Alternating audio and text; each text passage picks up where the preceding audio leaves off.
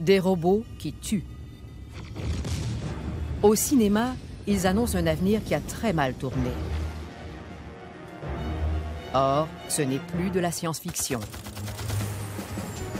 La demande pour les robots croît très vite. Les robots peuvent sauver des vies. Les avions téléguidés permettent de faire étalage de sa puissance sans se montrer vulnérable. Que se passe-t-il quand des robots armés peuvent penser de manière autonome? On va envoyer des robots dans un secteur et s'ils y trouvent quelqu'un, ils vont le tuer. Qui les utilise et comment? D'après les lois de la guerre, ils commettent un meurtre. Quelles en sont les répercussions pour nous? C'est une technologie incroyable, élégante, à la fine pointe. Et c'est pour ça que les scientifiques y travaillent avec enthousiasme. Mais on pourrait le regretter plus tard. On évolue vers des systèmes plus autonomes. Et il faut se demander jusqu'où va-t-on leur permettre d'aller.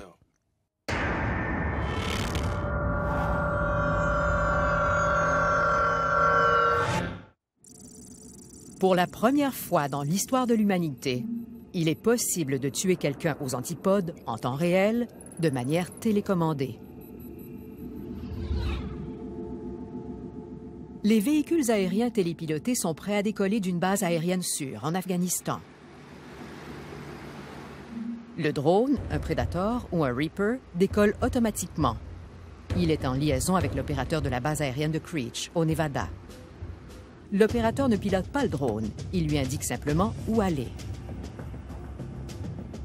Le Predator peut suivre une cible pendant plus d'une journée, sans interruption.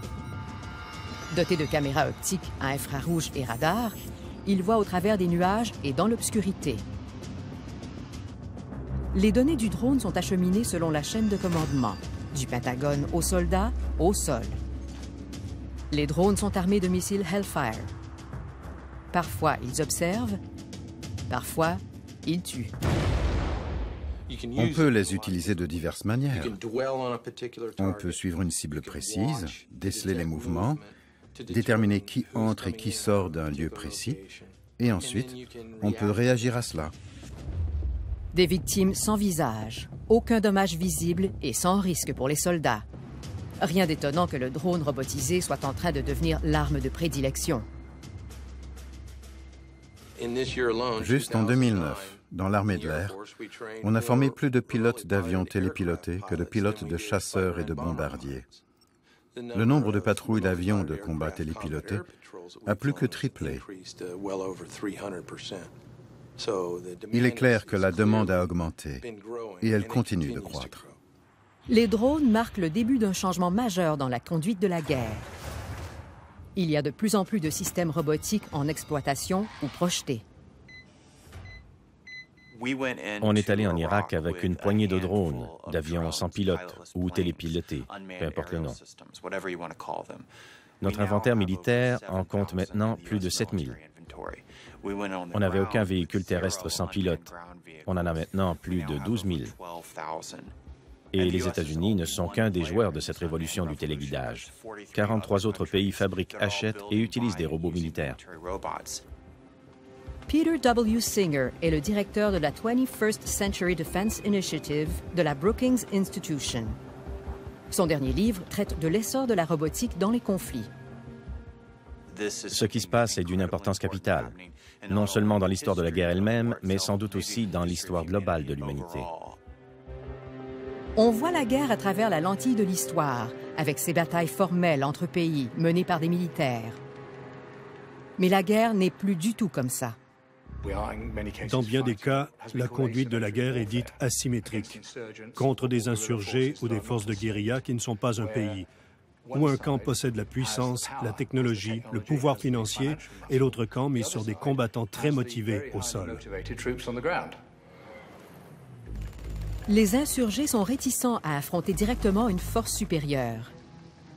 Dissimulés parmi les civils, ils ripostent avec leurs fusils, leurs missiles et une arme simple mais meurtrière, l'engin explosif improvisé.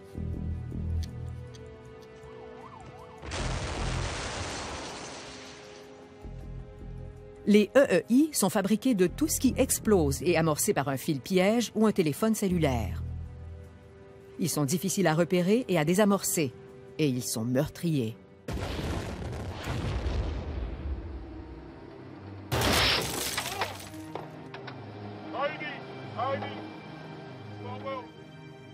« 63% des morts de soldats canadiens ont été causés par des engins explosifs improvisés.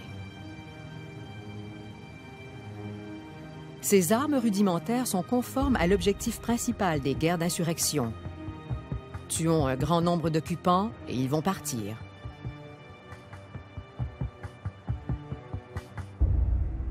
Mais on peut maintenant contrer cette menace. L'armée nous dit que 52% de ces victimes résultent du premier contact avec l'ennemi. Nous disons, quel bel emploi pour un robot. Les robots peuvent sauver des vies. Ça a changé bien des choses. En 2003, quand j'étais en Irak, les blessures étaient minimales dans le camp qui utilisait des robots, alors qu'elles étaient catastrophiques dans le camp qui n'avait pas de robots. Des gars m'ont dit que des robots leur ont sauvé la vie et leur sauvent encore la vie.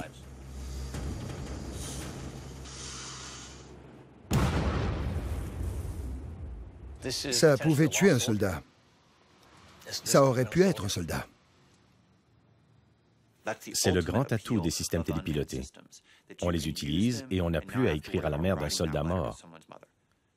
C'est sensé, d'une logique parfaite.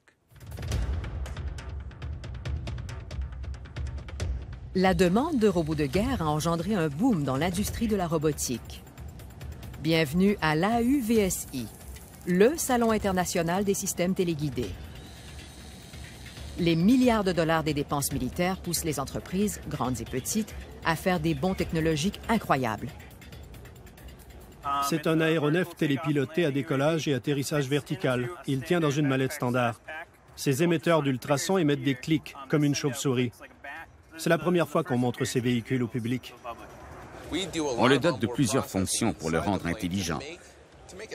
Des choses comme la détection des obstacles et le ciblage, afin que l'avion puisse suivre une cible de manière autonome. La personne lui dit ce qu'il doit faire, pas comment le faire. L'avion n'est pas télépiloté. Il n'y a personne qui le dirige à l'aide d'une manette. Les avions sont très autonomes.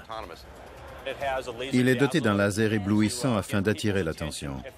Si ça ne fonctionne pas, il possède une arme meurtrière, une mitrailleuse M240. Le système est si facile à utiliser qu'il est à la portée de tous.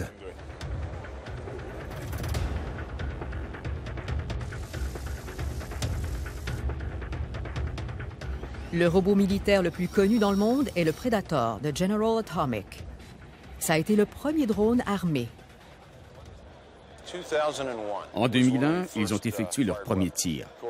Puis, il y a eu les attentats du 11 septembre. Et le fait qu'on dispose d'une capacité d'armement s'est avéré très pratique, si l'on veut. Le magazine Air and Space du Smithsonian a classé le Predator parmi les 10 avions qui ont changé le monde. Il a changé considérablement la manière de mener une guerre. Webster's Field, dans le Maryland. Sur une base sécurisée, la marine américaine expose ses nouveaux aéronefs télépilotés.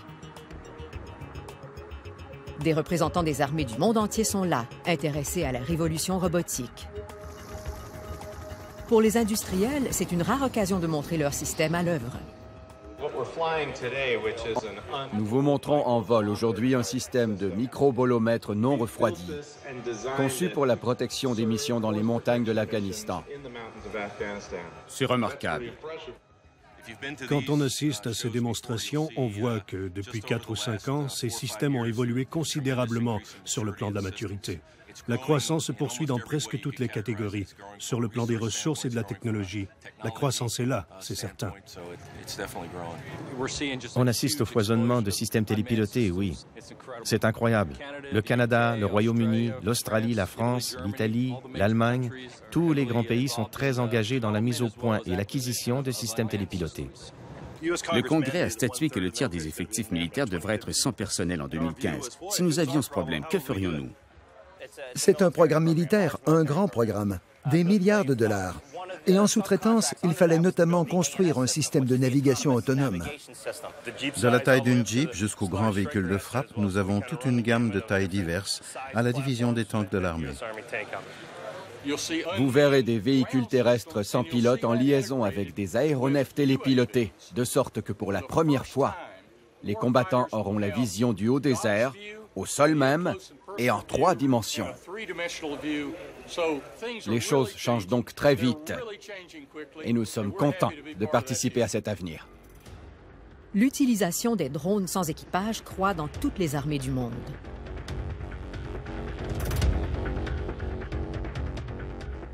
Depuis 2 ans, le recours aux drones dans les forces canadiennes a décuplé. Et on utilise maintenant des micro-drones, beaucoup plus petits. Mais les États-Unis mènent encore la révolution robotique. La plupart des robots ont une seule fonction. La prochaine étape, c'est le robot multitâche. Voici le Bear, un robot humanoïde doté de mains et de jambes. Il peut remplacer les humains et accomplir les tâches salissantes, dangereuses et ennuyeuses. Le Bear a d'abord été conçu pour secourir les soldats blessés sur les champs de bataille. Il peut soulever 225 kilos et transporter rapidement un soldat en lieu sûr. On travaille à la mise au point du Bear depuis 2005 et on en a réalisé plusieurs prototypes. On en est à la version 7.2. Il a 2 jambes articulées. Les gens ont vite compris que si on peut construire un robot capable de secourir une personne dans un immeuble en feu ou sur un champ de bataille, on pourra lui confier plusieurs autres tâches. Charger et décharger les camions, transporter le matériel des soldats. Le genre de choses que ce robot peut faire suscite beaucoup d'enthousiasme. Les militaires américains consacrent des milliards de dollars au système de robotique avancé, comme le Bear. Mais ses concepteurs insistent. C'est un ours amical. On reçoit plein de commentaires sur l'apparence du Bear. Sa tête est mignonne, mais c'est une machine imposante. Nous avons une vision très différente des robots. Le Bear est là pour sauver des vies et rendre le monde plus sûr. J'approuve pleinement l'approche de Vecna. L'idée que le Bear secourt les soldats blessés sans risquer la vie des autres. Mais le même robot pourrait aller quelque part et exploser s'il y trouve quelqu'un. Si on accepte l'argent des militaires pour mettre au point un robot en se disant qu'il ne va pas servir à tuer des gens, on s'illusionne. Verra-t-on des combats de robots? Oui, je le pense. Vous savez, l'histoire nous enseigne que tout système militaire passe de la reconnaissance tactique aux frappes.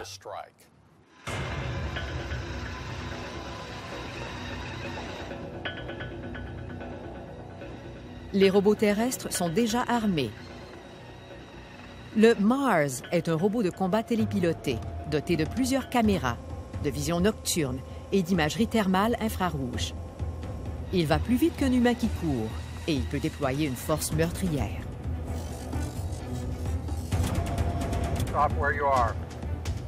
Le Mars est armé de 4 lance-grenades et d'une mitrailleuse M240 pouvant tirer 400 balles. Les robots terrestres armés sont relativement récents par rapport aux drones Predator, dotés d'armes depuis 2001. Le nouveau drone Reaper peut transporter 7 fois plus de missiles. Pour les militaires américains, les drones armés sont un outil indispensable. Il ne s'agit pas simplement de la guerre de demain, mais de la guerre d'aujourd'hui.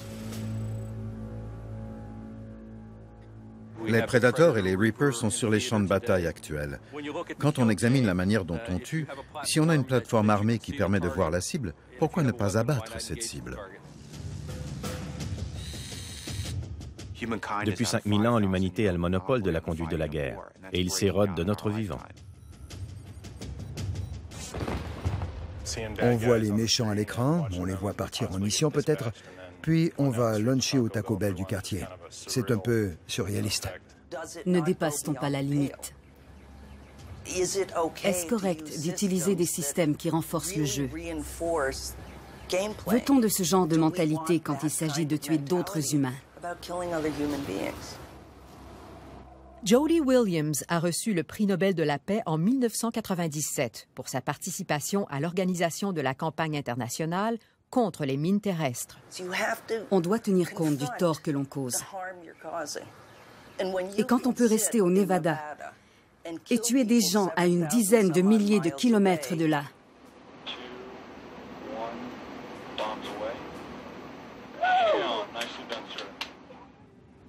Je pense que c'est contraire à l'éthique et immoral.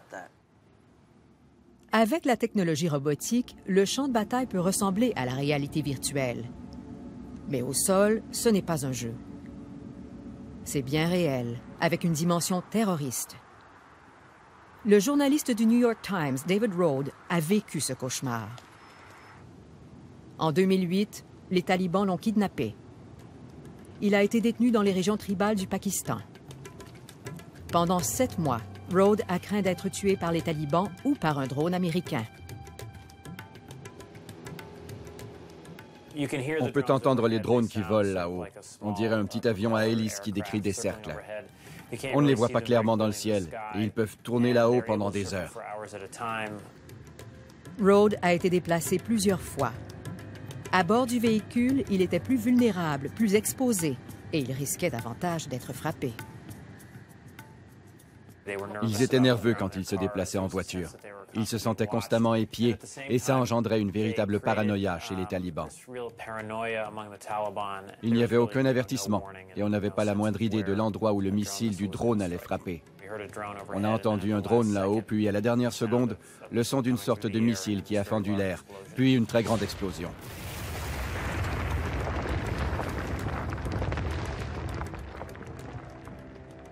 Ça s'est produit si près que le shrapnel du missile a atterri dans la cour où nous étions. Le missile Hellfire a détruit une voiture devant la maison où Rode était détenu. Les 7 talibans qui s'y trouvaient sont morts.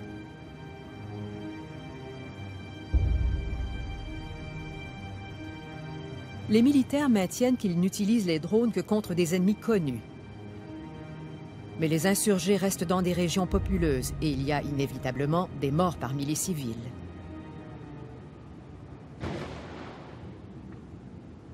Les dommages collatéraux, comme on les appelle, sont toujours controversés. La guerre robotisée ne fait qu'aggraver cette situation. L'aspect intéressant du débat sur les attaques menées par des drones dans des endroits comme le Pakistan, c'est la manière dont on en mesure l'efficacité. D'après un critère, elles sont d'une efficacité incroyable. On a tué ainsi plus de 20 dirigeants d'Al-Qaïda et de groupes alliés sans exposer un seul soldat ou un pilote au danger. Le problème, c'est qu'il y a d'autres mesures de l'efficacité sur place. Comment perçoit-on le fait d'envoyer des robots se battre à votre place sur le terrain? Pour les talibans, le recours aux drones était de la lâcheté. Ils y voyaient l'indice que les soldats américains ne voulaient pas aller sur le terrain les combattre face à face. Par exemple, l'une des contre-mesures les plus meurtrières aux robots armés de mitrailleuses, ce n'est pas un taliban armé d'un AK-47. C'est l'envoi par les talibans d'un petit garçon de 6 ans avec de la peinture aérosol. Ça leur coûte 40 cents et ils déjouent votre système. Et cela vous place devant un dilemme terrible. Les laisser invalider votre système ou abattre un enfant de 6 ans. Ces choses sont vraiment complexes. Ma crainte, c'est qu'on tombe dans le même piège que les Israéliens. Ils mènent des frappes très efficaces et ils tuent des dirigeants du Hamas. Mais ils sont très mauvais quand il s'agit d'éviter qu'un enfant de 12 ans veuille se joindre au Hamas. On peut remporter la guerre avec des armes téléguidées, mais peut-on gagner la paix? Peut-on conquérir le cœur et l'esprit des gens? Le recours aux robots fait face à un défi important, et ce n'est pas la technologie.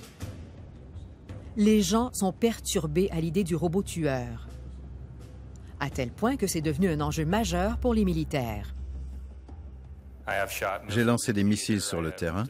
J'ai aussi choisi de ne pas y recourir.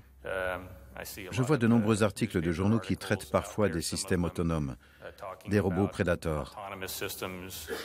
À la base Creech de l'armée de l'air, on a manifesté contre les robots autonomes qui tuent des gens.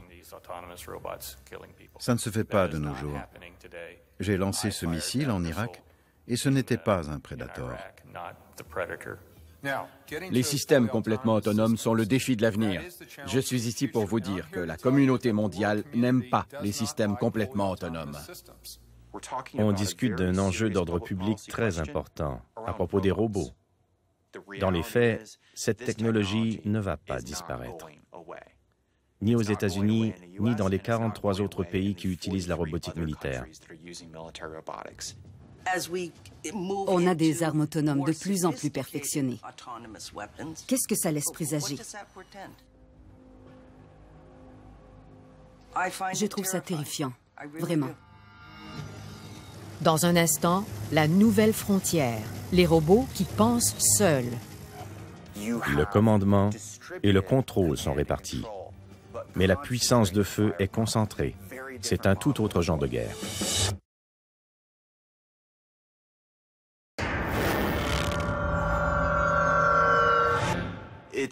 Il est intéressant de voir les parallèles historiques que les gens font avec la situation actuelle et le recours à divers exemples. Certains la comparent à l'essor de l'ordinateur. Par exemple, Bill Gates dit que la révolution robotique actuelle en est au stade de l'ordinateur de 1980 environ. C'est massif, encombrant, limité à quelques fonctions, l'armée finance la majeure partie de la recherche et du développement, et puis ça décolle.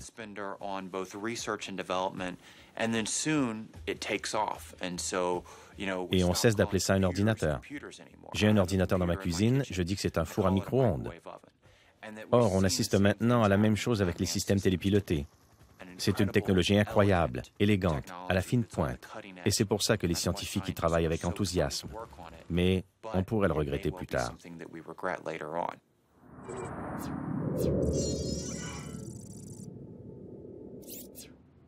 Personne ne connaît mieux la guerre qu'Israël.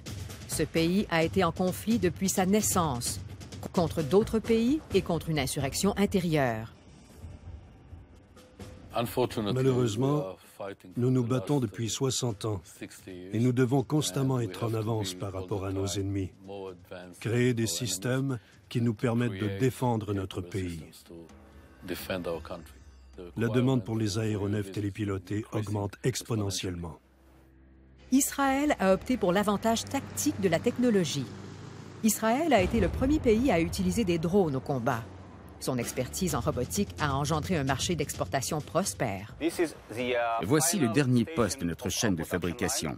On y assemble les aéronefs, les systèmes terrestres, les charges utiles et les moyens de communication. Notre cahier va nous tenir occupés pour 2 ans et demi. Nous avons une gamme de systèmes, petits, de taille moyenne et grands. Le concept, c'est que peu importe leur taille, ils soient très simples à utiliser. Le changement en matière de robotique militaire, les aéronefs télépilotés surtout, mais aussi les robots terrestres, prend du temps, mais on ne peut pas l'arrêter. Ce robot est appelé iDrive et il est fabriqué en Israël.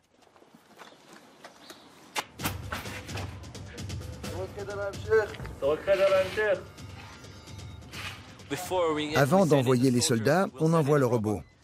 Si le robot saute, on en achète un autre. Les soldats se sentent plus rassurés quand ils entrent dans l'immeuble.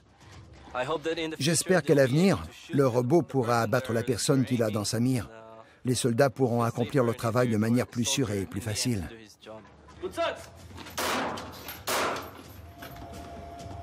Malgré son perfectionnement et la rapidité de son évolution, la robotique actuelle est encore naissante. Les aéronefs télépilotés d'aujourd'hui en sont au stade des avions avec équipage des années 1920. Nous commençons tout juste à exploiter leurs capacités. S'il s'agit d'une technologie naissante, comment les militaires voient-ils son avenir? Vont-ils construire des robots capables de penser et même de décider qui tuer? Quand les gens pensent aux robots, ils pensent au Terminator. Je ne serais pas si inquiet si nous avions des Terminators, car ils sont intelligents. Si je devais comparer les robots actuels au Terminator ou à une machine à laver, je dirais que les robots actuels sont beaucoup plus près de la machine à laver que du Terminator. Les robots terrestres en usage sur les champs de bataille actuels ne sont pas autonomes. Ils sont uniquement téléguidés. Actuellement, il y a un lien direct entre le robot et l'opérateur.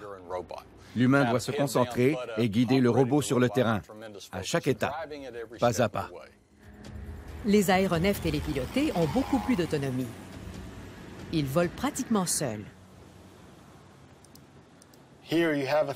On a une carte infographique C4 en 3D du lieu, les aéronefs télépilotés et chacune des vidéos en 3D sur cette carte. Tout se fait automatiquement. Je n'ai pas à piloter l'aéronef. Juste à pointer, cliquer. Les drones peuvent s'adapter à l'environnement. Ils réagissent à la vitesse du vent et aux conditions météorologiques sans la moindre intervention humaine. Les robots terrestres ont des parcours plus compliqués. Mais grâce au progrès en matière de détection et d'évitement des obstacles, ils ne sont pas si loin derrière les aéronefs. L'aspect le plus stimulant de la robotique actuelle, c'est qu'on y intègre plus d'intelligence et d'autonomie afin que les robots fassent une plus grande partie du travail et pensent davantage par eux-mêmes. Ronald Arkin dirige le laboratoire de robotique mobile de Georgia Tech. Je m'intéressais beaucoup aux moyens de doter les machines d'intelligence. Et on a commencé à obtenir des résultats en tant que collectivité. Le fait de ne pas comprendre ou de ne pas savoir comment y parvenir ne signifie pas que ce soit impossible. On va accepter l'autonomie de manière graduelle. On va donner de plus en plus de pouvoir à ces systèmes, notamment à cause des changements constants sur les champs de bataille. On implante de plus en plus l'autonomie à la pointe de frappe, où ces décisions devront être prises par ces machines. Le robot de l'avenir n'aura pas besoin d'opérateur. Juste d'une personne qui lui donne quelques directives. Le Bear jouerait probablement le rôle d'un bon adjoint. On lui indiquerait l'objet qu'on veut déplacer, une boîte par exemple, et on dirait au robot « soulève cette boîte ». Le robot planifierait lui-même l'accomplissement de la tâche. Après avoir déplacé la boîte, il vous demanderait « que voulez-vous que je fasse ensuite ?» Si la réponse était « mets la boîte là-bas », vous lui en donneriez l'ordre et le Bear ferait ses autres tâches. L'opérateur pourrait diriger un seul Bear, mais on peut envisager qu'un seul opérateur dirige plusieurs Bears.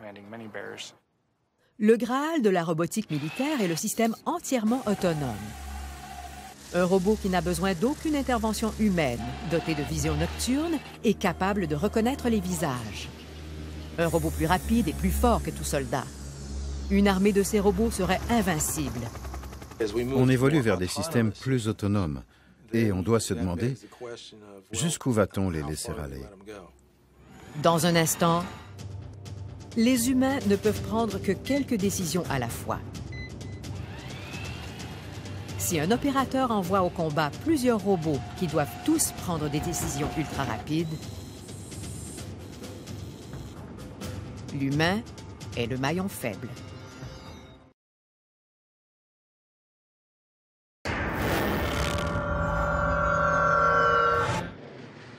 Qu'advient-il lorsque des robots autonomes tuent? Les militaires soutiennent qu'un être humain va toujours prendre la décision finale. Il y aura toujours un humain dans le circuit. Il n'y a aucune propension à confier la conduite de la guerre à un groupe de systèmes automatisés. Ça n'arrivera pas. Ce mantra de l'humain dans le circuit, on l'entend si souvent que c'est presque comme un catéchisme qu'on récite pour se réconforter. Mais l'ironie, c'est qu'on change sans cesse ce que signifie être dans le circuit. Les humains ne peuvent prendre que quelques décisions à la fois. Si un opérateur envoie au combat plusieurs robots qui doivent tous prendre des décisions ultra rapides, l'humain est le maillon faible. Ils devront décider instantanément s'ils abattent ces personnes ou non. Et je pense que ce sera impossible qu'une personne fasse cela. Ils ne vont donc pas tarder à rendre cela autonome. Les humains sont lents. À titre d'exemple, les systèmes de ciblage acoustique peuvent localiser l'origine d'une balle en quelques microsecondes. Lorsque les robots seront intégrés au champ de bataille, leur rapidité sera bien plus grande que la nôtre.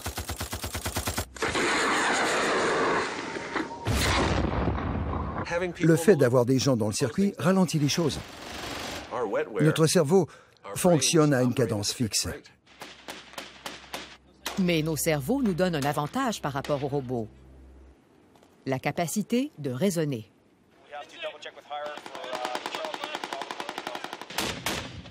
Le jugement humain est critique lors des opérations au sol.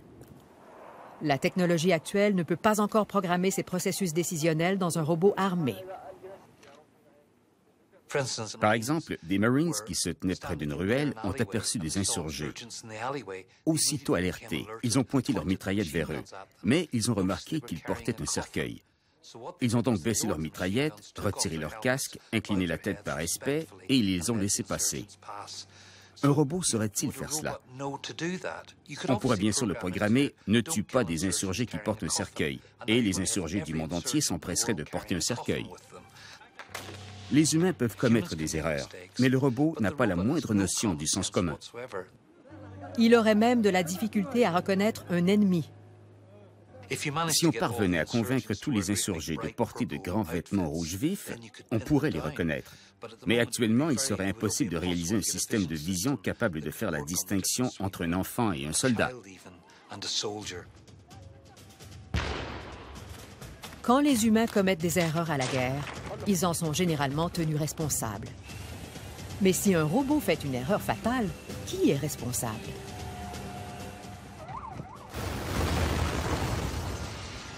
Ce degré d'autonomie et cette répartition du commandement et du contrôle soulèvent plusieurs enjeux en matière de responsabilité. Ça rend la chaîne de commandement très difficile à cerner. Si ça ne cadre pas avec les règles d'engagement qui ont été programmées, qui a commis le crime de guerre? Il est clair qu'il y a crime de guerre, mais doit-on l'imputer au concepteur du système ou à la personne qui l'a programmé en vue de cet engagement? Est-ce à la personne qui l'a formé, qui lui a appris à reconnaître divers genres de cibles? Sur le plan de la pensée et de l'action, les robots se rapprochent des humains. Mais cela complique les enjeux en matière de responsabilité et d'éthique. Et maintenant, on met au point un nouveau genre de robot de combat doté d'une forme d'intelligence artificielle qui n'a plus rien à voir avec la logique des humains. C'est presque comme une colonie d'abeilles ou de fourmis ou une meute de loups. Le commandement et le contrôle sont répartis, mais la puissance de feu est concentrée. Chacun prend de petites décisions, mais quand ils ont trouvé leur cible, ils l'entourent et ils la terrassent. C'est une guerre d'un tout autre genre. C'est ce qu'on appelle un essaim, un groupe de robots qui n'a qu'un but. C'est une entité de plusieurs éléments dotée d'un cerveau collectif, comme une colonie. Il n'y a pas de commandement centralisé dans un essaim de robots. De par sa nature, l'essaim ne peut pas être contrôlé par un humain. Ils s'organisent eux-mêmes de manière intelligente et se comportent de manière cohérente et très cool. Par exemple, s'il s'agit de franchir l'embrasure d'une porte, ils négocient entre eux sans qu'aucun leader ne leur dise « tu passes le premier, tu suis ». Ils décident entre eux qui va passer le premier puis le deuxième, sans direction ou prise de décision centralisée. C'est très difficile. Quand l'essaim est assez grand, il devient presque impossible qu'un humain y prenne part. Il peut l'envoyer et le rappeler, mais il ne peut pas voir ce qui se passe. Il y a trop d'images, trop de données. L'étape suivante, c'est l'autonomie complète. Si on envoie des robots dans un secteur et qu'ils y trouvent quelqu'un, ils le tuent. Quand on passe aux essaims, on envisage un opérateur peut-être. Il programme l'essaim qui a alors le potentiel d'avoir des effets multiples sur plusieurs cibles. L'étape suivante sera de combiner la technologie de l'essaim aux micro-véhicules et aux aéronefs autopilotés. Et ça ne va pas tarder. En 2015, notre objectif à court terme est de présenter un aéronef autopiloté de la taille d'un oiseau, partiellement semi-autonome et partiellement téléguidé, pendant une semaine. Nous copions les animaux parce qu'ils sont là, autour de nous. Ils ont démontré qu'ils peuvent voler dans ce milieu, dans diverses situations. L'un de nos objectifs pour 2030 est de faire fonctionner un essaim de ces véhicules.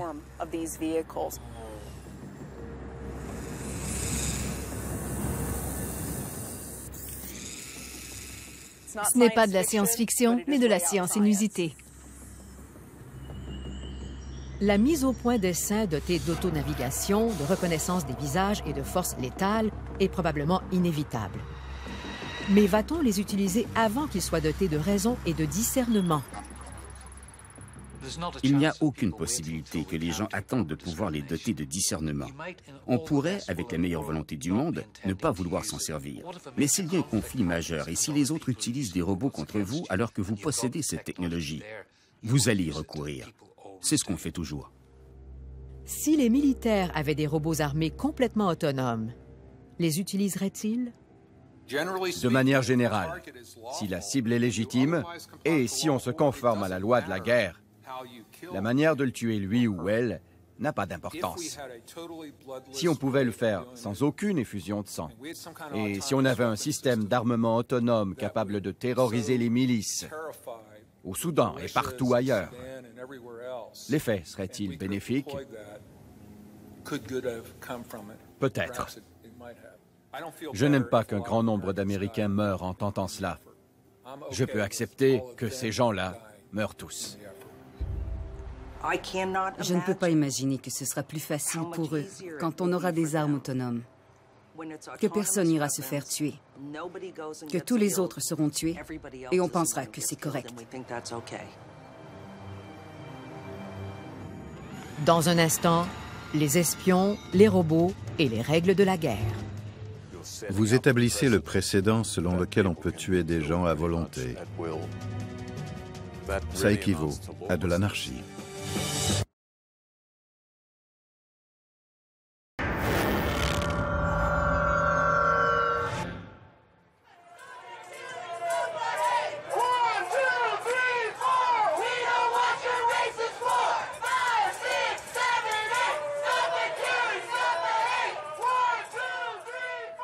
Les drones font des erreurs. Ils peuvent échouer, ils ont des problèmes de communication, ils s'écrasent. Le problème, c'est que le drone n'a rien d'humain. C'est un tueur à bouton poussoir.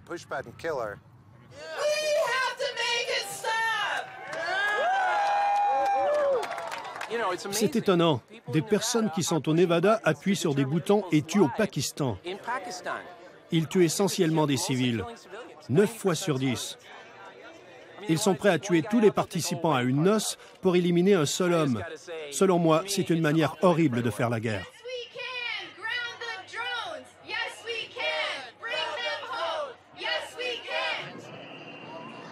Ces manifestants se mobilisent contre une opération qu'ils présument militaire. Mais la CIA ne fait pas partie de l'armée. Le potentiel de la technologie elle-même fait en sorte que des gens qui n'ont pas de formation militaire commencent à prendre des décisions de nature militaire. Je crois que la CIA a ainsi l'occasion d'entreprendre un nouveau chapitre majeur de son histoire au service de la nation. Le directeur de la CIA est un ex-membre du Congrès de la Californie. C'est sans doute un gars formidable, mais ça ne signifie pas qu'il ait la formation et l'expérience requises pour déterminer la légitimité d'une frappe aérienne. Depuis 1 an et demi, il y a eu plus de raids de drones au Pakistan que de frappes aériennes de bombardiers avec équipage durant la guerre du Kosovo, il y a juste une décennie. D'après ce baromètre, nous sommes donc en guerre. Mais contrairement à la guerre du Kosovo, il n'y a pas eu de débat au Congrès, dans nos parlements ou aux Nations unies. Les médias n'en parlent pas sans répit comme lors de la guerre du Kosovo. On la mène parce qu'on considère qu'elle ne nous coûte rien. Les talibans et les dirigeants d'Al-Qaïda ont fui l'Afghanistan et ils se cachent dans les régions tribales éloignées du Pakistan. L'armée américaine ne peut pas envoyer de soldats ou d'avions pilotés au Pakistan sans une déclaration de guerre formelle. Mais un missile Hellfire lancé à 6000 mètres d'altitude atteint sa cible sans risque de représailles. Cette solution semble parfaite quand on est à l'antipode. La guerre est la guerre. On ne peut pas prétendre qu'elle ne tue personne, nier l'effusion de sang, la mort, la violence et l'énorme peur. Les drones n'éliminent pas cela. Ils font juste en sorte que ça semble plus antiseptique à certaines personnes. Les raids des drones de la CIA ont commencé pendant les années Bush. On les a jugés si efficaces que le gouvernement Obama a intensifié considérablement ce programme. We have a clear and focused goal to disrupt, dismantle and defeat Al-Qaeda in Pakistan and Afghanistan. Il n'y a même pas de guerre déclarée au Pakistan. De nombreux drones sont pilotés, enfin lancés par des agents de la CIA. Ce ne sont pas des combattants en uniforme. Ils pourraient être traduits devant un tribunal pénal international et ils commettent des meurtres. En termes stricts, d'après la loi de la guerre, ils commettent des meurtres. La CIA maintient que les raids des drones au Pakistan sont légaux et bien surveillés. Mais on ne sait pas clairement comment les règles de la guerre s'appliquent aux raids de drones de la CIA. Le choix des cibles de l'armée est soumis à des règles strictes. Mais la CIA fonctionne sous le voile du secret. On ne connaît pas la procédure précise selon laquelle ils décident de mener un raid. Comment ils déterminent, par exemple, s'il y a trop de civils ou non. Et le plus important, les personnes qui prennent ces décisions ont-elles la formation et l'expérience requises? Les Nations unies voulaient des réponses à ces questions. Elles ont demandé au rapporteur spécial Philip Alston d'examiner l'utilisation de drones armés par la CIA au Pakistan. En pesant bien ses mots, il a écrit que l'utilisation de drones pour des meurtres ciblés n'est probablement presque jamais légale. Et il a condamné le manque de transparence de la CIA dans le choix de ses cibles. Le rapport que j'ai soumis au Conseil de l'ONU sur les droits humains touche à plusieurs sujets. Il y a des limites strictes concernant les personnes ciblées, et ainsi de suite. Le département de la Défense des États-Unis se conforme à ces règles, et il est fier de le faire de manière professionnelle. Or, d'après ce que l'on sait, la CIA n'a pas de telle structure en place. Il est possible qu'elle s'y conforme. Le problème, bien sûr, c'est qu'elle ne va rien dire. Ils n'ont pas de règles. Voilà le problème. Et même s'ils en avaient, personne ne les connaît, car ce sont des règles internes ultra secrètes. Parce que s'ils en parlaient, les gens sauraient ce qu'ils font. Et je me dis sans arrêt, allô, les Pakistanais savent ce qui se passe. Vous prétendez qu'il n'y a pas de programme de drone. Mais les gens que vous tuez savent qu'il existe un programme de drone. Sans ironie, les porte-paroles de la CIA répondent qu'ils ne peuvent confirmer ou nier sa participation à un tel programme.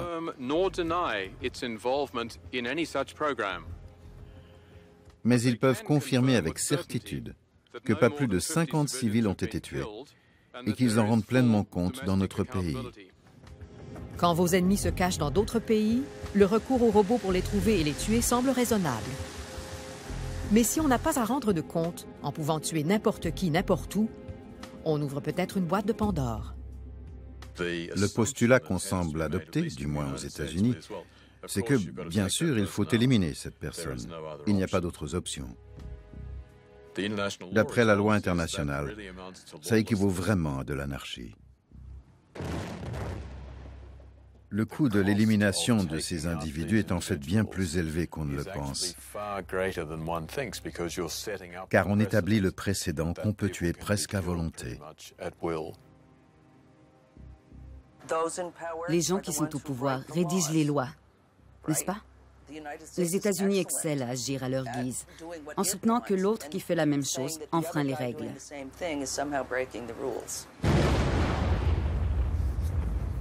On peut agir ainsi quand on a la plus grande force armée du monde, apparemment. Et tout le monde sait qu'on est capable de mener une invasion. Nous en avons mené plusieurs.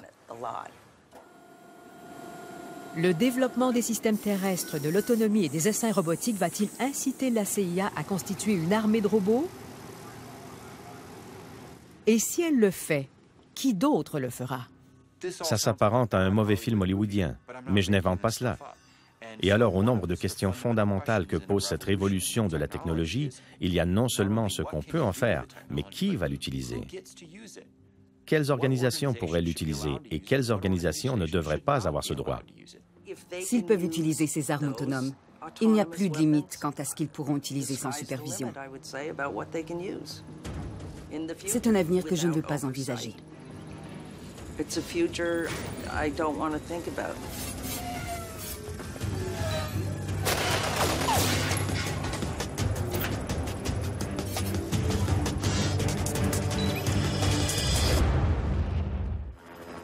Les robots militaires transforment la nature des affrontements. Ils éloignent les soldats du champ de bataille, imitent le monde animal et réécrivent les lois de la guerre. Mais pourrait-on aussi les retourner contre nous? Ces technologies, et on parle ici des systèmes robotiques armés sans équipage, ces technologies ne sont pas comme les porte-avions ou les bombes atomiques, qui mettent en œuvre de grandes structures industrielles.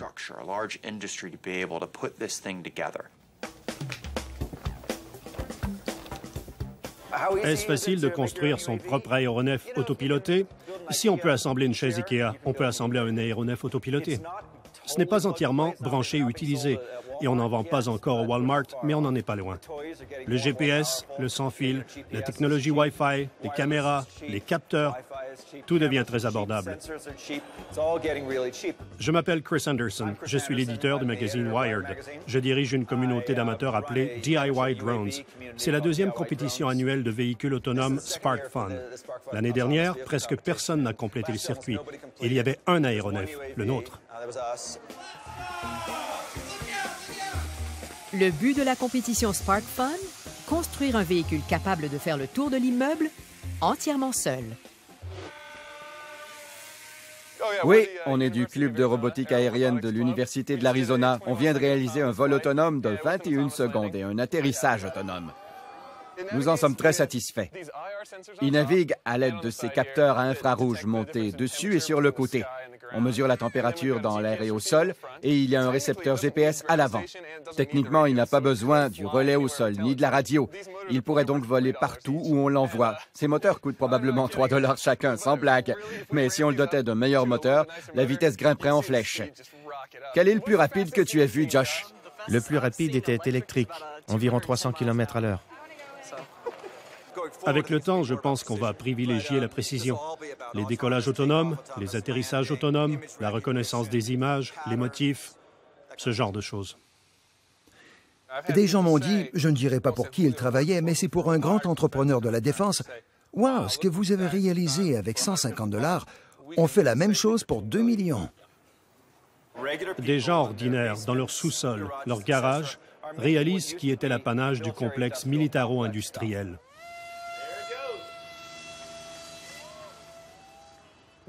L'une de mes inquiétudes, c'est la facilité avec laquelle les terroristes ou les insurgés peuvent fabriquer ces armes. On peut en fabriquer 300, les charger d'explosifs, les envoyer dans une ville densément peuplée et rien ne pourrait les arrêter. La guerre sans risque est sans risque pour les militaires, pas pour les civils. Il y aura beaucoup plus d'attentats terroristes dans nos villes. Ce n'est donc pas vraiment sans risque. On ne sait pas vraiment à quoi s'en tenir. Avec la croissance explosive de ces technologies des aéronefs télépilotés, nos adversaires vont envoyer des aéronefs télépilotés dans notre espace aérien. L'un des éléments auxquels on travaille très fort actuellement, c'est le moyen de neutraliser les aéronefs autopilotés de l'adversaire. L'une des grandes inquiétudes des forces de sécurité, ce n'est pas de voir arriver un de ces avions, mais d'en voir arriver 1000. Que ferait-on? On pourra en descendre quelques-uns, mais pas tous.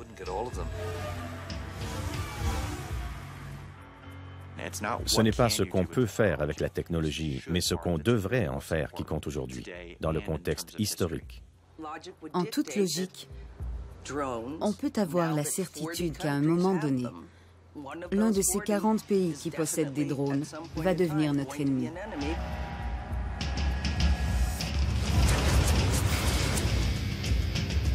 Et s'ils peuvent les utiliser, on aura affaire à bien plus que des avions qui foncent sur les tours jumelles, n'est-ce pas?